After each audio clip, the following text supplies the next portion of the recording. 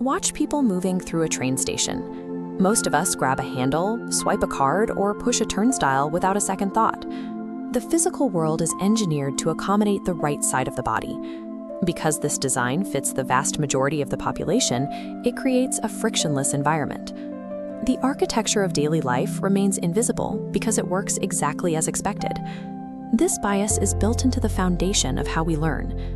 These standard classroom desks, for instance, offer a writing surface that extends only to the right, dictating a specific posture and arm placement. The same bias appears in standard creative tools. The molded grips on these fabric scissors dictate the angle of the fingers. For anyone using their left hand, the blades physically push apart, making a clean cut impossible. For 10% of the population, these daily hurdles represent a persistent physical tax. A left-handed person spends a lifetime navigating an environment built for someone else. Historically, society interpreted this struggle backward. Instead of recognizing a failure in tool design, institutions treated left-handedness as a flaw to be corrected. Developing these workarounds over decades shifts how the brain manages complex tasks. Navigating these gaps for a lifetime changes the human mind. When encountering physical friction, the brain adapts. A blocked action forces the nervous system to reroute signals and build new connections. Left-handers must frequently use their non-dominant hand, activating pathways on both sides of the brain and building ambidexterity. This physical cross-training leads to cognitive flexibility and increased efficiency at switching between different modes of operation. When right-handed people perform physical tasks like chopping vegetables or using a can opener, they typically rely on automatic muscle memory. They run on autopilot. Standard tools strip that autopilot away from the left-handed user. Because the design resists their natural grip, they cannot rely on unconscious habits. To get the job done, they must pause, analyze the tool, and invent a custom method for every interaction. This high-frequency improvisation builds a natural aptitude for solving problems in unconventional ways.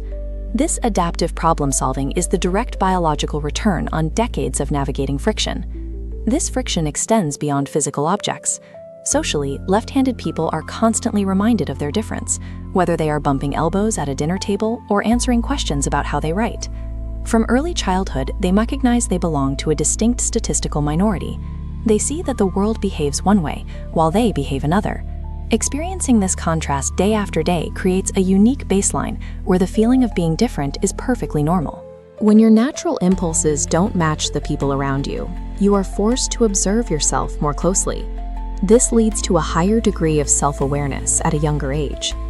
Because the majority's template for almost any physical task fails them, they must construct their own internal set of rules.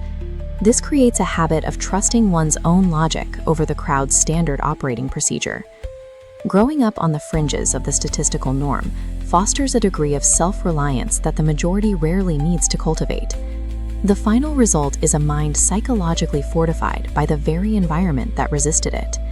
A lifetime of navigating differences builds a tolerance for being an outlier. When a left-handed person moves against the grain, they do so with ease. They develop a comfort in following their own preferences, remaining largely unbothered by the pressure to fit into a standardized mold. It shows how the small, invisible elements of our environment quietly shape our cognitive evolution. The design of our tools dictates the wiring of our brains. For the 10% navigating this reality, daily physical struggle serves as an accidental training ground for human resilience. When you see someone adjusting their grip or angling a page, you are seeing the visible evidence of a mind upgrading itself.